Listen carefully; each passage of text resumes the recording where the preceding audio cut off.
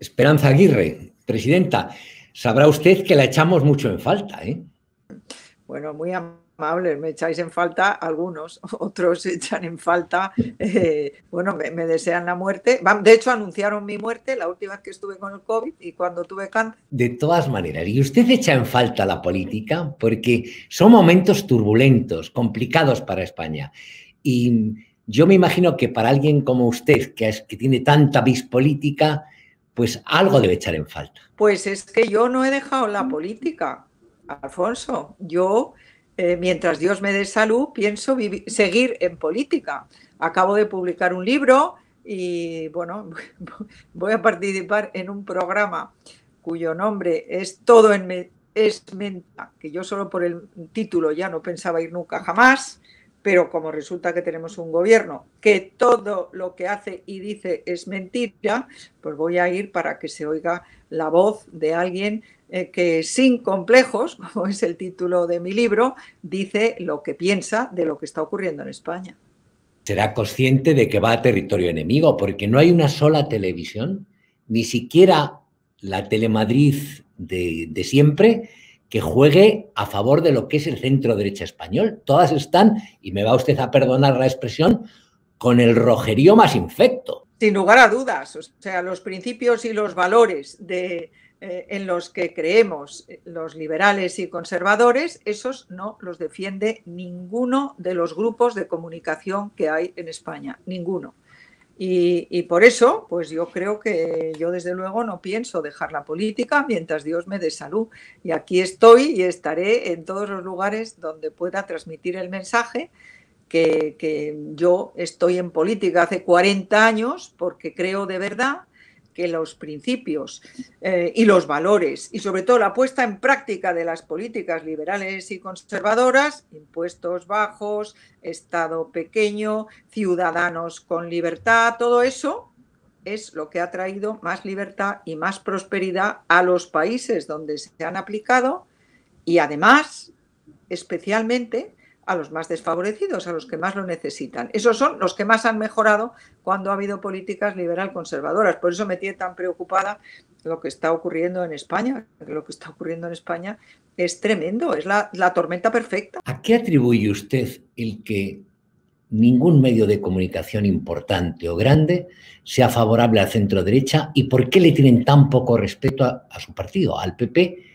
Yo creo que el establishment está por la corrección política. Aquí hay unos gurúes de la corrección política y hay unos centros de producción ideológica que empiezan en los colegios, siguen en las universidades, luego en los medios de comunicación, las productoras de televisión, todo eso que está transmitiendo.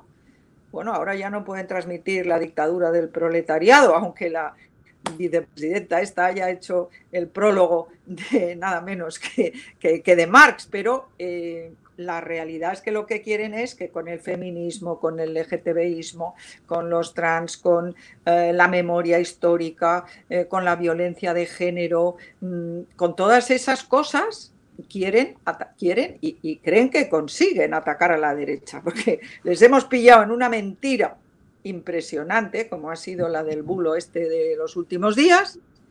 Oye, y como si nada, oiga, que no, que odio el que tienen ustedes. Ustedes sí que están transmitiendo el odio. A esos pobres de Vox que fueron a hacer su mitin de comienzo de campaña en Vallecas, no les dejaron. El establishment tiene mucho miedo, porque todos los que estamos en contra de la corrección política, todos nos llaman fascistas, hacen toda clase de retratos nuestros falseados, dicen cosas que son falsas pero que nos atacan y nadie quiere, ninguno de estos señores importantes y que en España manejan el dinero y los medios de comunicación no quieren exponerse a que les apedreen en público.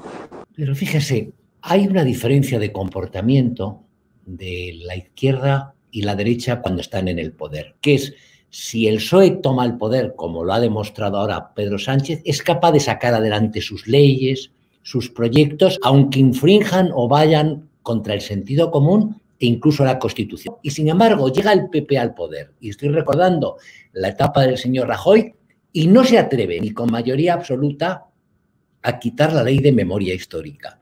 Y yo creo que eso es culpa del centro derecha, liberal y conservador, que a la hora de verdad pues tiembla, le entra miedo. Pues sí, yo soy muy crítica respecto a lo que hizo Rajoy con la mayoría absoluta que le dimos los españoles en el año 11. Muy crítica. O sea, no dio la batalla ideológica. Y cuando usted me pregunta por qué no hay ningún medio, pues porque la batalla ideológica no la está dando en este momento el Partido Popular, desgraciadamente. Yo es que me temo que lo que cree es que le va a pasar como a Rajoy, que va a heredar, porque cuando Zapatero arruinó a los españoles y nos dejó con 5 millones de parados, a Rajoy le dimos una mayoría apabullante y sin embargo, pues lo que hizo con ella, a mi juicio, hombre, tuvo sus luces en la cuestión económica. Yo hubiera hecho las reformas que España necesitaba, pero la verdad es que enderezó la economía, pero sin embargo no fue capaz de hacer nada para restablecer, por ejemplo, la presunción de inocencia al 50% de la población, que son los hombres. Ni la memoria histórica, ni la de género, ni las leyes educativas. Y yo, en el libro que he escrito, Sin complejos, explico cómo los socialistas, cuando llegan al poder, tienen todas las leyes perfectamente escritas y estudiadas. Hago el ejemplo de la ley de educación. La ley de educación, la segunda legislatura, la ley de calidad de la educación, segunda legislatura de Aznar, se aprueba, o sea, ganamos mayoría absoluta en el 2000. Bueno, pues hasta el 2004, en enero, no entran en vigor algunas de las partes de la ley de calidad de educación. Llega en marzo, bueno, en abril, Zapatero, ¿y qué hace? Pues por el procedimiento de cambiar el calendario de entrada en vigor de la ley educativa, quita la calidad y pone una ley educativa con los principios socialistas, es decir, pues que no hay esfuerzo, no tiene que haber mérito, no tiene que haber exámenes, etcétera, etcétera, etcétera. ¿Considera usted que en el caso de Madrid hay una excepción y de hecho tenemos ahora como presidenta de la Comunidad de Madrid una persona que siempre reivindica, entre otras, su figura como ejemplo? ¿Usted se considera bien representada con la actual presidenta de la Comunidad de Madrid? Yo soy una admiradora de Isabel Díaz Ayuso. Yo ya he dicho que es la mejor presidenta que ha tenido nunca la Comunidad de Madrid. Pues yo discrepo. La mejor ha sido usted y a lo mejor alguno viene después, pero la mejor ha sido usted. Ella lo ha tenido muchísimo más difícil de lo que lo tuve yo. Le tocaron unas elecciones donde el Partido Popular no estaba bien, de hecho las perdió, no ganamos las elecciones. Consiguió un gobierno con Ciudadanos que, bueno, que ya hemos visto que no eran demasiado leales, ninguno de los que estaban en ese gobierno. No ha sido más que el blanco de los ataques del gobierno, de los ataques furibundos de este gobierno. Y luego tuvimos la suerte que cuando el Partido Popular estaba en el momento más deprimente de toda nuestra historia, al menos de lo que yo recuerdo, después de las catalanas, donde ese giro que hicimos al centro para coger los votos de Ciudadanos, que yo estoy de acuerdo que tratáramos de hacerlo, pero que tuvo 3 errores crasos, a mi juicio, no en la estrategia, que era correcta, sino en la táctica, que fueron el cese de Cayetana Álvarez de Toledo, los ataques personales a Santiago Abascal en la moción de censura y la entrevista de Pablo Casado en Racuno, que tuvo como consecuencia que no solo no cogimos ni uno de los escaños de los 30 que perdió Ciudadanos, sino es que perdimos uno nosotros. Y cuando ya estábamos en la máxima depresión, tenemos la suerte de que no sé si Iván Redondo o Pedro Sánchez deciden quitarnos las instituciones en las que gobernamos y no cuentan con los reflejos de Isabel Díaz Ayuso, a la que ayudó desde luego la providencia para los creyentes y el destino para los no creyentes, porque tenía convocado Consejo de Gobierno esa mañana. Si no lo llega a tener convocado, no hubiera podido disolver la Asamblea, porque los de Ciudadanos se hubieran dado cuenta y hubieran apoyado la moción de censura con Gabilondo de candidato. Y entonces, pues resulta que Isabel Díaz Ayuso, que da la batalla ideológica desde el primer día, el día que se convocan las elecciones, ella dice, aquí hay que elegir entre socialismo o libertad, cosa que espeluzna a todos estos blanditos que hay dentro del Partido Popular, el poner al socialismo, enfrentarle a la libertad. Y cuando se presenta Pablo Iglesias dice, bueno, me he equivocado. Esto va a ser comunismo o libertad. Y tiene toda la razón, porque es que Pedro Sánchez se ha hecho podemita. Bueno, y resulta que, como dice ella, España le debe una, no, le debe dos. Una, haber sacado a Pablo Iglesias del gobierno, y dos, haberle sacado de la política. Pero no ha salido de los medios de comunicación, ahí lo tenemos. Ha citado usted la divina providencia, ese ser bueno y justo que vela por nosotros. Pero no sé si tienen la misma fe en su máximo representante en la tierra, que es el argentino Papa Francisco. No sé si se ha fijado usted en sus últimas declaraciones sobre España, que a mí por lo menos me han dejado preocupado.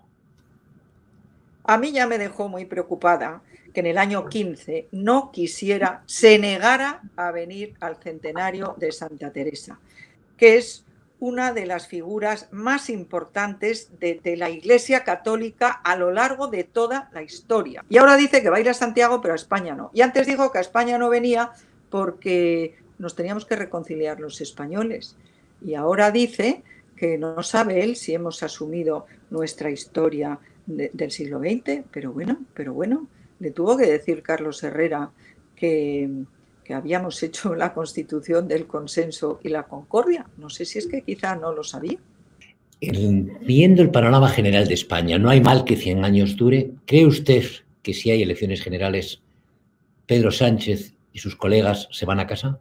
Pues eso es lo que a mí me tiene preocupada. Por eso yo no dejo la política, porque a mí me parece que las encuestas que están dando como ganadores al Partido Popular con el apoyo de Vox en la mayoría absoluta, pues ojalá que fueran ciertas. Yo las encuestas pues creo que marcan una tendencia y una fotografía del momento. Pero desgraciadamente yo creo que la coalición de Pedro Sánchez es muy sólida. ¿Dónde van a encontrar los independentistas catalanes, los podemitas, los bilduetarras? ¿Dónde van a encontrar un presidente del gobierno que les dé toda la razón en todo, como hace Pedro Sánchez? Pero si es que tenemos en el gobierno, por eso digo que yo estoy tan preocupada, gobiernan España los que odian a España. Ese Pablo Iglesias se ha ido ahora, va a escribir en el ARA y en el GARA.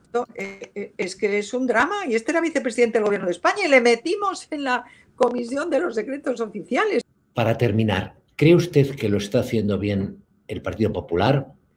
Y segundo, si considera que la alianza con Vox es inevitable, justa y necesaria. Por supuesto, yo no tengo nada en contra de los de Vox. Me separan de ellos algunas cosas, especialmente en las formas, pero son muchas más las cosas que me unen. La unidad de España, la defensa de la Constitución, la defensa de nuestros principios y nuestros valores. Eso, por supuesto que sí. Y si el Partido Popular lo está haciendo bien, yo creo que sí, pero justo en estos días yo estoy preocupada porque me parece que en esas pugnas por a ver quiénes son los que mandan dentro del partido, que no le importa a nadie, pues no se dan cuenta que están atacando a el bastión más importante, al que más odia Pedro Sánchez, que es a Isabel Díaz. Y como Isabel Díaz Ayuso es la que nos ha dado a todos los populares la ilusión que habíamos perdido, por desgracia, después de las elecciones catalanas, pues yo creo que en esto quizá se está equivocando. Isabel Díaz Ayuso es verdaderamente una líder y lo ha demostrado en las urnas, que es donde se demuestran los liderazgos.